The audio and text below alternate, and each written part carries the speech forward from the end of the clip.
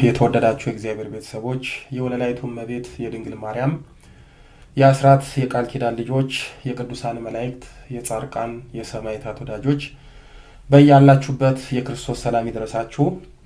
የእግዚአብሔር ልጆች ዛሬም የድንግል ማርያም ልጅ መድኃኒታችን ኢየሱስ ክርስቶስ በረዳን መጠን የክብርት እናቱን የእመቤታችንን ጸሎትና ምልጃ ተስፋ አድርገን በተከታታይ ክፍል እድል ሰባሪ እና ህይወት ቀባሪ ክፉ መንፈስ ስለሆነው ስለ አይነ ጥላ እንማማራለን።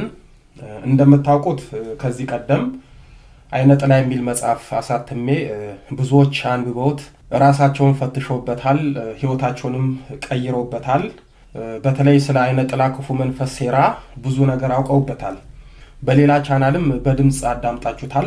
ዛሬ ደግሞ መጽሐፎች ላይ ያሉትንና ቀሪ ያልኳቸውን መጽሐፉን ላላነበባችሁና ለሌሎችም ሻል ባለ መልኩና በሰፊው በቪዲዮ ይዤላችሁ ቀርብ ያለው ተከታተሉት።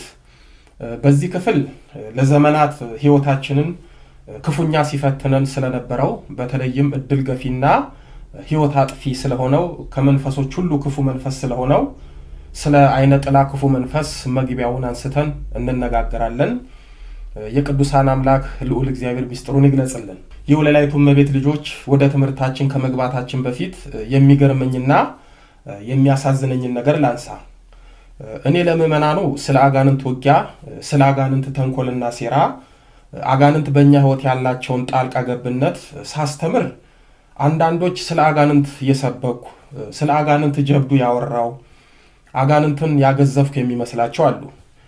እኛ መምህራን ወንጌልን ብቻ ሳይሆን ወንጌልን ስንሰብክ ለምእመናኑ የአጋንንትን ውጊያ እና የፈተና ስልት ብናስተምር ብናሳውቅ፣ ወንጌልን ስናስተምር ስለ ጸሎት ኃያልነት አጥርነት የትኛውን ጸሎት መጸለይ እንዳለብን ብናስተምር፣ ስለ ቅዱስ ቁርባን ስናስተምር ቁረቡ ከማለት ቅዱስ ቁርባን መቀበል መለኮተ ኃይልን ጸጋን መላበስ መሆኑን ብናስተምር፣ ወንጌል ስናስተምር ስለ ስግደት የአጋንንት መዶሻነት ብናስተምር ምእመናኑ በግልጽና በስውር በአጋንንት መልሶ የማያገኙትን እድላቸውን ህይወታቸውን አያጡም፣ አይነጠቁም ነበር።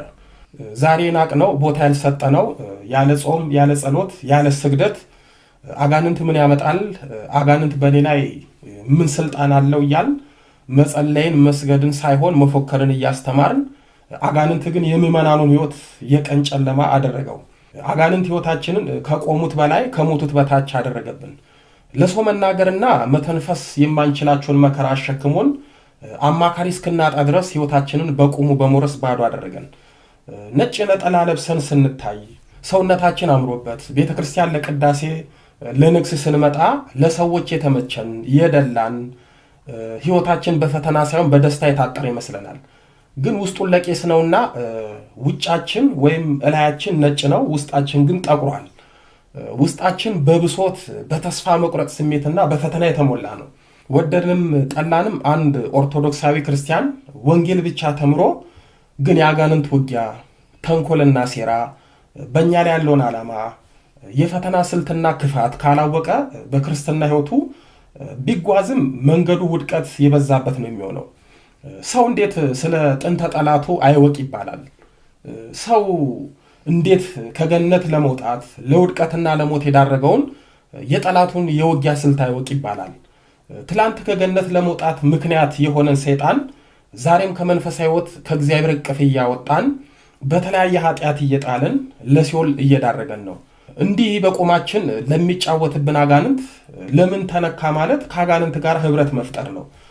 አንዳንዱ ስለ አጋንንት ውጊያ ሰዎችን ስናስተምር አጋንንት ድል እንዴት እንደሚነሳ ስንናገር አጋንንቱ ሳይሆን እነሱ የተነኩ ይመስል ጭራሽ ለአጋንንቱ ጥብቅና በመቆም የሚሳደቡ አሉ። የአጋንንት ሚስጥር ሲወጣ የእነሱ ሚስጥር የወጣ ይመስል የሚበሳጩም አሉ።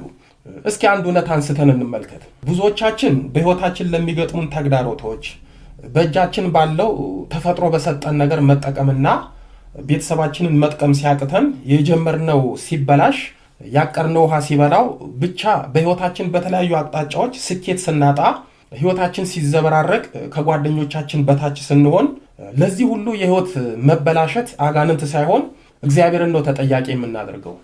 አንዳንዶቻችንማ እድላችንን የዘጋው ህይወታችንን እንዳይለወጥ ያደረገው ባለን ነገር እንዳንጠቀም መንገዱን የዘጋው አጋንንት ሳይሆን እግዚአብሔር ነው የሚመስለን። እግዚአብሔር ሰጥቶ የሚነሳ የሚመስለን ስንቶች አለን። ለዚህም ነው ምን ዋጋ አለው እግዚአብሔር ይህንን ሰጥቶኝ አልተጠቀምኩበትም የምንለው።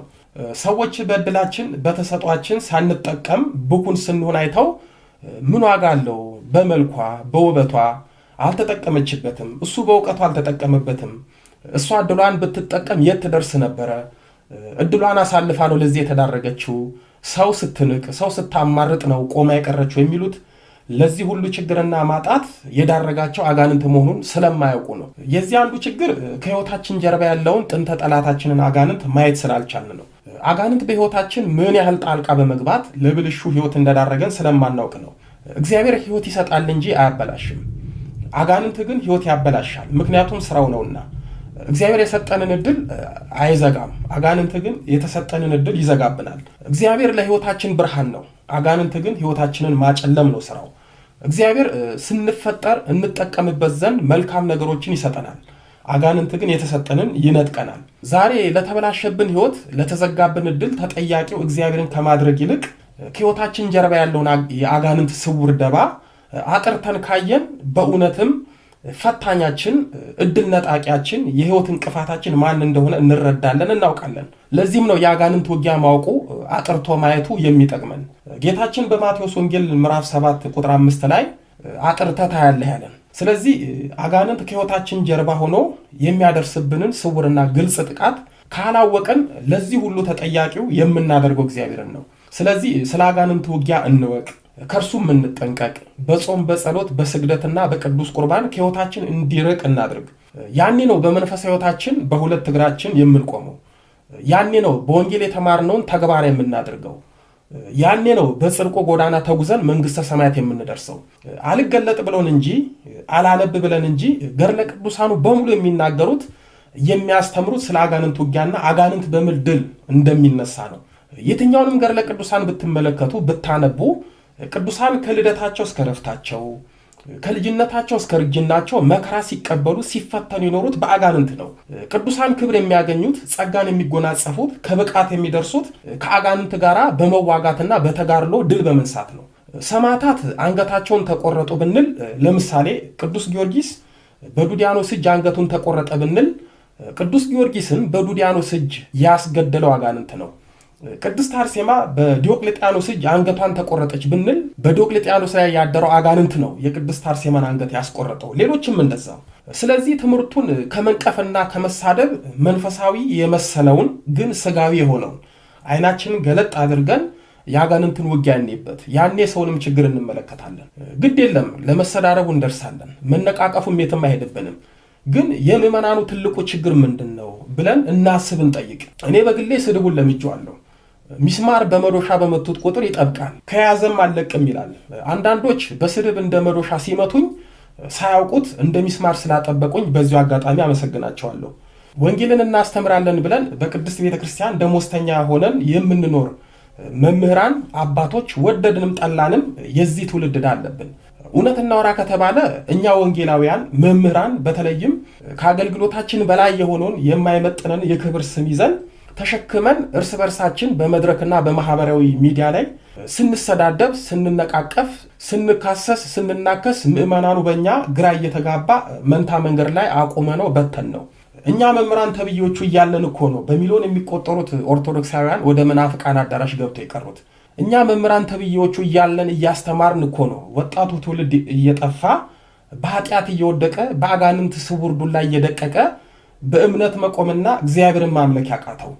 እኛ መምህራን እያለን እኮ ነው ወጣቱ ማህተብ አንገቱ ላይ አስሮ ጠዋት ለኪዳን ቀን ለቅዳሴ ሰርክ ለጉባኤ መገኘት አቅቶት ከጠዋት እስከ ማታ በሺሻ በመጠጥ በዝሙት ቤት እየዋለ ህይወቱ እንደ ውሃ ላይ ኩበት እየዋለለ እየተንገዋለለ ያለው።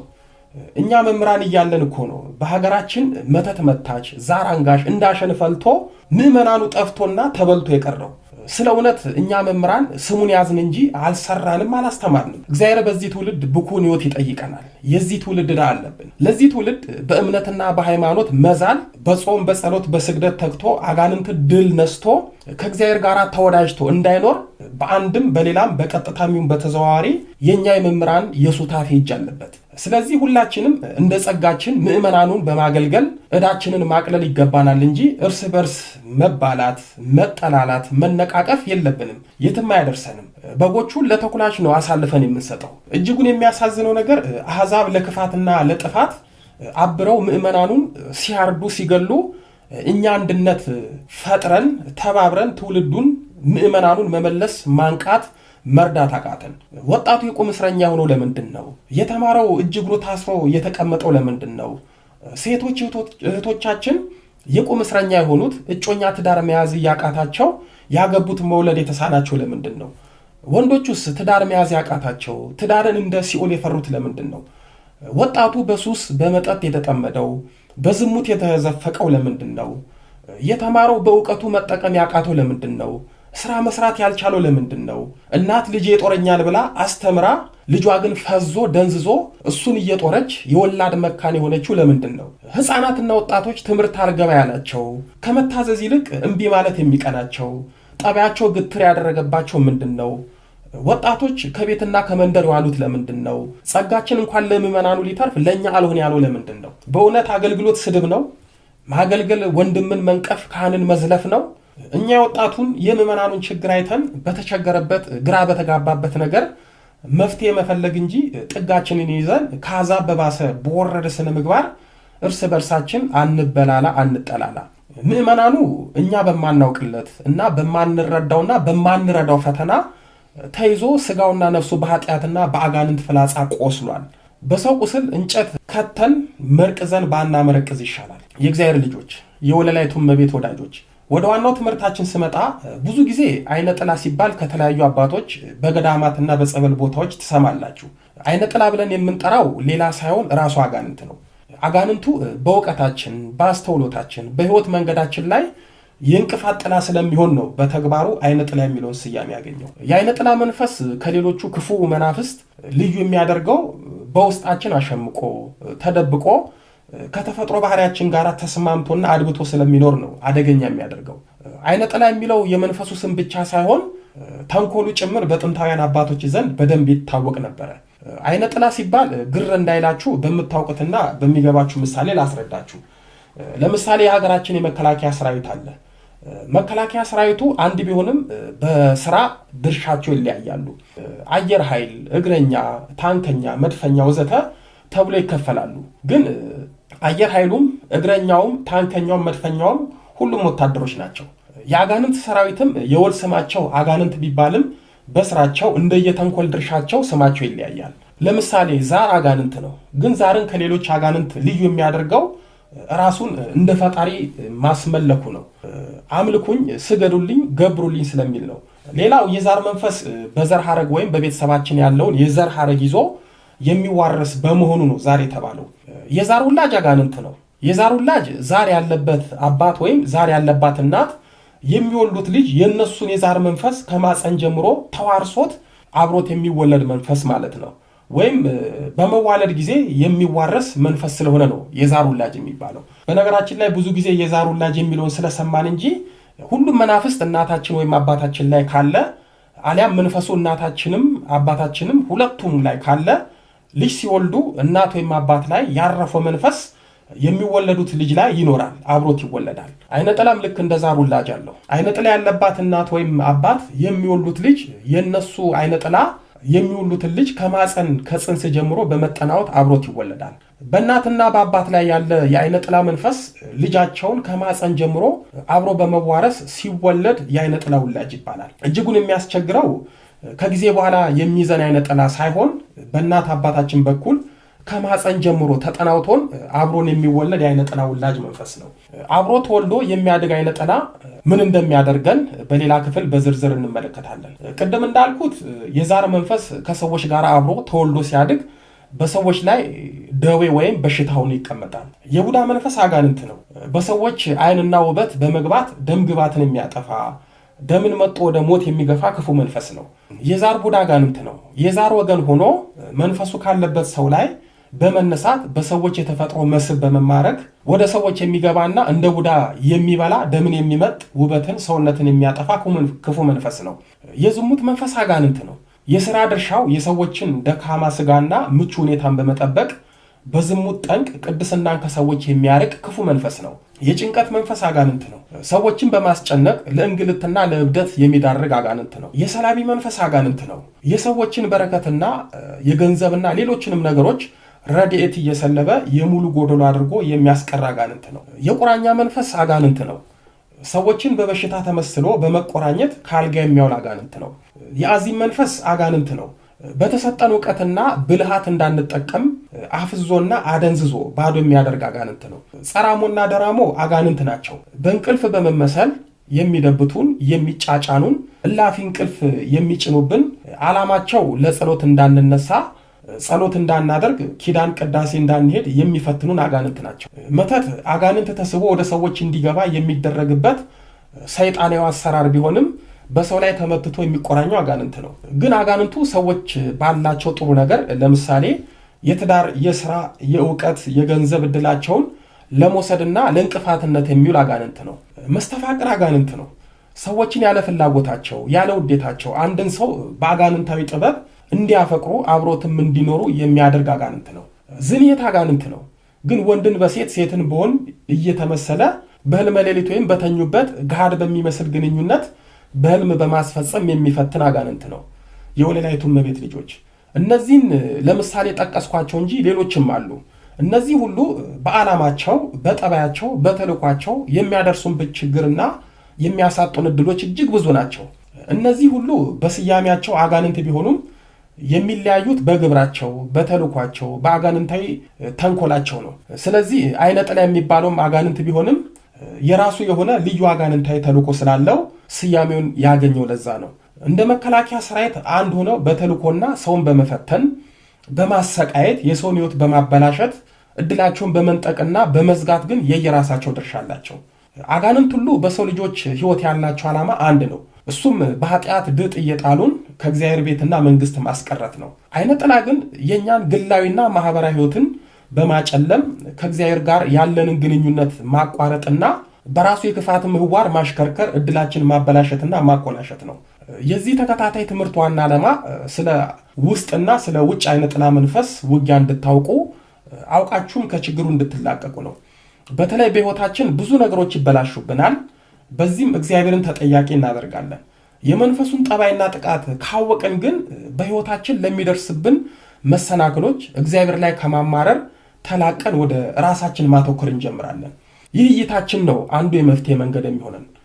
በሽታ ወይም ህመሙ ከታወቀ መድኃኒቱ አይቸግርምና የወለላይቱ እመቤት ልጆች በሕይወታችን ብዙ ነገሮች ስለሚያሰናክሉብን፣ እንቅፋት ስለሚሆኑብን ስለ ርኩሳን መናፍስት ለማወቅ ቅድም እንዳልኩት ፊታችን ላይ ከተሰደሩት ሁለቱ አይኖቻችን ሌላ አይን ያስፈልገናል። ያም አይን መንፈሳዊ አይን ነው። በመንፈሳዊ አይን የምናይ ከሆነ ለማመን ስለሚቸግሩን ግን በሕይወታችን አጋንንታዊ ጣልቃ ገብነት ፈጥረው ውድ ሕይወታችንን የሚያመሰቃቅሉትን ርኩሳን መናፍስትን አጥርተን እናያለን። ስለዚህ ስጋዊ ጉድፋችንን በማውጣት የአይነ ጥላውን ጥቃት በስፋትና በጥልቀት እናያለን። ከአባቶች እስከ ምዕመናን የኔ ቢጤውን ጨምሮ ከስጋዊና ከደማዊ ጋር ሳይሆን ከጨለማ ዓለም ገዢው ከዲያብሎስ ጋር የማያባራ ትልቅ ግልጽና ስውር ጦርነት ውስጥ ገብተናል። የምንዋጋው ጌታችን በማቴዎስ ወንጌል ምዕራፍ 24 ቁጥር 24 ላይ የተመረጡትን እንኳን እስኪያስቱ ድረስ ከተባሉት መናፍስት ጋር መሆኑን መዘንጋት የለብንም። አሁንም ደግሞ አለው ወደርንም ጠላንም በመንፈሳዊ ሕይወታችን የአጋንንትን የፈተናና የውጊያ ጥበብ ካላወቅን፣ አውቀን ካልተጠነቀቅን ሩቅ መጓዝ አንችልም። ብንጓዝም ተስፋ መቁረጥ፣ ስህተትና ውድቀት የበዛበት ሕይወት ነው የምንገፋው። የብዙዎቻችን የመንፈሳዊና የሥጋ ሕይወት ገጽታ ነው ተስፋ ቢስነትና ውድቀት። መንፈሳዊ ሕይወታችንን ያከበዱብን፣ መንገዱንም ስርጓጉጥና የክረምት ድጥ ያደረጉብን ስውራን ጥንተ ጠላታችን አጋንንት ናቸው። አብዛኞቻችን መንፈሳዊ ሕይወት እየኖርን ግን የአጋንንትን የስውርና የመሰናክል የፊልማ ሕይወት ስለማናውቅ፣ ብናውቅም ተረት ስለሚመስለን፣ እንዲሁም የመናፍስቱን የጥቃት ዓለም ስለዘነጋ ነው ከዓመታት በፊት የጀመርነው ሕይወት ዛሬም የጀመርንበት ቦታ ቆመናል። ፈቅ የማይል የጸጋ ለውጥ የማይታይበት የልምድና የግድ ሕይወት ሆኖብናል። ለብዙ ዓመታት የኖርንበት መንፈሳዊ ሕይወታችን የጸሎት፣ የጸጋ፣ የበረከት እድገት እንዳይኖረው በስውርና በግልጽ ጠስቀውና ጠፍረው ስለያዙን አላስሮጥ ሳይሆን አላራምድ ስላሉን ከአጋንንቶች ሁሉ አይነ ጥላ ስለሚባለው የስውርና የግልጽ ጥቃት እና የፈተና ስልት በተለይም በዕለት ተዕለት ህይወታችን ውስጥ ያለውን አይነ ጥላዊ ጣልቃ ገብነት ችግሩን ከነመፍትሄው እናያለን። ግን የኛ ትውልድ ላይ ትልቅ ግርዶሽ አለ። ምናባዊ አስማታዊ ፊልሞችን እያየን የምናየው ፊልም ምናብ ሳይሆን ገሃድ እስኪመስለን ተቀብለን ህይወታችንን እንደ ፊልም የሚጫወቱብንን አጋንንታዊ የፈተና ስልት ለማወቅ አውቀን ለመቀበል ስንቸገር እንታያለን። አንዱም የአጋንንቱ ጥበብ እኛ ሳናውቀው እሱ አውቆን ህይወታችንን አበላሽቶ መኖር ነውና የጥቃቱ የክፋቱ ተቃዋሚዎች ሳይሆን ቅድም እንዳልኩት በአንድም በሌላ ደጋፊዎች ሆነናል። አንዳንዶች እኔ የሚፈትነኝ መንፈስ የለም አጋንንት አይፈትነኝም እያሉ በአጉል ትምክት ይወድቃሉ። ይልቁንስ እንደዚህ እያልን ከመኮፈስ ቆም ብለን ራሳችንን መፈተሽ መልካም ነው። ጌታን የፈተነ አጋንንት፣ ቅዱሳንን ያሰቃየ አጋንንት፣ ሰማዕታትን ለስለት ለእሳትና ለሞት አሳልፎ የሰጠ አጋንንት እኛን አይፈትነንም ማለት ራሳችንን ከጌታና ከቅዱሳን ማስበለጥ ነው። እንኳን እኛ ደካሞቹ የምንኖርባት ዓለማችን በአጋንንት ግፊት ወዳልተፈለገችበት የጥፋት አቅጣጫ መሄድ ከጀመረች ሰነበተች። እኛ የሰው ልጆች አጋንንት ሰልጥኖ በሚኖርበት ዓለም እየኖርን በአጋንንት አንፈተንም ማለት አይቻልም። ይህን ስል የግድ በአጋንንት ትፈተናላችሁ ብዬ ጥብቅና መቆሜ ሳይሆን ዛሬ ላይ ሆነን ውድና መልሰን የማንኖረውን ውጥንቁጥ የወጣ ህይወታችንን በመንፈሳዊ አይን ከቃኝ ነው የቱን ያህል በአጋንንት እንደተፈተንን እኛነታችንንና ህይወታችንን በአጋንንት መዳፍ እየወደቀ መንፈሳዊነታችንም እየደቀቀ ስለመሆኑ እኛው ተጠቂዎቹ ምስክሮች ነን። እኔን ጨምሮ ሁላችንም ይበዛ ያንስ ካልሆነ በስተቀር የአጋንንት ውጊያና ፈተና አለብን። እኛ ኦርቶዶክሶች ከአሕዛብ በበለጠ ትልቁና ጥንታዊ ጠላታችን አጋንንት ሰይጣን ዲያብሎስ ነው። ጠላትነታችን ከገነት የጀመረ በምድር የቀጠለ እስከ ሲኦል ድረስ ነው። ትውልድ እየጠፋ ያለው በአጋንንት ሴራ ነው። እኛ ኦርቶዶክሶች ቀናው የክርስትና መንገድ ዳገት የሆነብን በአጋንንት ውጊያ ነው። ስለዚህ አሁን ካለንበት የፈተና ህይወት ለመውጣት መጣሩ የሚያዋጣ ይመስለኛል። ምክንያቱም የአጋንንት የፈተና እሳት ከውስጥና ከውጭ እየነደደብን እንደ ሽሮ ወጥ ከላይ ዘግተን ከውስጥ አረን ብናጨበጭብ ትርፉ ከውስጥ መለብለብ ነው። አንዳንድ ሰነፎች በምን ስራ አጋንንት ይፈትነኛል፣ ምን ስራ ኑሮኝ በማለት የተሳሳተ ድምዳሜ ላይ ይደርሳሉ። ሰይጣን ትልቅ ጸጋና መንፈሳዊነት ባይኖረንም ጥንተ ጠላታችን ስለሆነ ሰው በመሆናችን ክርስቲያን በመሆናችን ብቻ ይፈትነናል። ሰይጣን አይፈትነኝም በእኔ ላይ ምን ስልጣን አለው እያሉ ከሚታለሉ ፈተናቸውን ቆም ብሎ ካሰቡ የፈተናው ምንጭው ማን እንደሆነ ይረዳሉ። ለእኛ ይቺ ምድር እስር ቤታችን እንጂ ርስታችን አይደለችም። ወደዚህ ምድር የመጣ ነው በቡራኬ ሳይሆን በእርግማን ነው። ያለ ቤታችን ያለ ርስታችን እየኖርን አንፈተንም ማለት ትልቅ ሞኝነት ነው። ይቺ ዓለም የጨለማው ንጉሥ ዲያብሎስ ሰልጥኖና ወዳጆቹን አሰልጥኖ የሚኖርባት ምድር ስለሆነች ሰው መከራና ሳር ነው ያተረፈባት። ያለ ሜዳችን ነው አጋንንትን የምንገጥመው። የወለላይቱ እመቤት ልጆች የአጋንንት ደግ ባይኖረውም አይነ ጥላ የሚባለው እጅጉን ክፉ መንፈስ ነው። የትምህርት፣ የትዳር፣ የሥራ፣ የፍቅር፣ የፍትወት፣ የማስተዋል በአጠቃላይ የህይወት ስኬት ገርጋሪ ርኩስ መንፈስ ስለሆነ በአንድም በሌላ በቀጥታ የሚሆን በተዘዋዋሪ ሚሊዮኖቻችን የዚህ መንፈስ የጥቃት ሰለባ ነን። ለዚህም ነው ገንዘባችን አመድ፣ ትዳራችን ስኬት አልባ፣ ትምህርታችን ውጤት አልባ፣ ተምረን ስራ አልባ፣ ኖረን ጤና አልባ እየሆነን የምንሰቃየው። እንደ ቀላል የምናየው አይነ ጥላ ዝም ካልነው ካላወቅንበት ሰዎችን ማንሰራራት ወደማይችሉበት ተስፋ መቁረጥ ውስጥ በመክተት ብሎም ራስን እስከ ማጥፋት የሚያደርስ አደገኛ ስውር ጠላት ነው። መንፈሱ በቀላሉ ከኛ ባህሪ ጋር በመዋሃድ ብሎም በመላመድ እኛኑ መስሎ የመኖር ስልት ስላለው ለብዙዎች መንፈሱ አይታወቅም፣ አይጨበጥም። ቅድም እንዳልኩት የአይነ ጥላ መንፈስ ከሌሎቹ መናፍስት ልዩ የሚያደርገው ዋና ትኩረቱ ህይወታችንን ማበላሸት፣ የኛ የምንለውን ነገር በእንጭጩ ማኮላሸት ላይ ትኩረት አድርጎ ስለሚንቀሳቀስ ነው። መንፈሱ ከጽንስ ጀምሮ በማህፀን በደምነታችን ጊዜ ተጠናውቶን የሚወለድ አብሮን ተወልዶ የሚያድግ ስለሆነ በነፍስ በስጋችን የመዋሃድ አጋንንታዊ ኃይል አለው። ተወልደን ካደግን በኋላ ደግሞ እግዚአብሔር የሰጠንን የህይወት መልካም ዕድሎችን በማጤንና በመቃኘት ለማበላሸት ውስጣችን ይገባል። ከገባ በኋላ ዕውቀታችንን፣ ዕድላችንን፣ ባህሪያችንን ብሎ ማንነታችንን ገልብጦ በመቀየር ወዳልፈለግነው እንቅፋታማ ብልሽት ውስጥ ይከተናል። አንዳንዶች ስለ አይነ ጥላ መንፈስ ጥቃትና ጉዳት ለመቀበል ይከብዳቸዋል። ግን ፈተናውና ውጊያው በሕይወታቸው በአስከፊ ገጽታ ይታያል። የመንፈሱን ውጊያ በገሃድ እያየን አይነ ጥላ ነው ብሎ ለመቀበል ስለምንቸገር በዚህ መንፈሱ ጥሩ ከለላ ስለሚያገኝ አድፍጦ ሕይወታችንን በጥብጦ ወዳልተፈለገ አቅጣጫ ለውጦ እየፈተነን እያደናቀፈን እያሰናከለን እያንከራተተን ይኖራል። አይነ ጥላ ሰዎች ስለኛ በሚያወሩት መልካም ነገር ባለን ተሰጦ በሚያደንቁን ነገር በመቅናት ድንገት ወደ ሕይወታችን በመግባት ያለንን የማበላሸት የያዝነውን የማውደም አጋንንታዊ ስራ ይሰራል።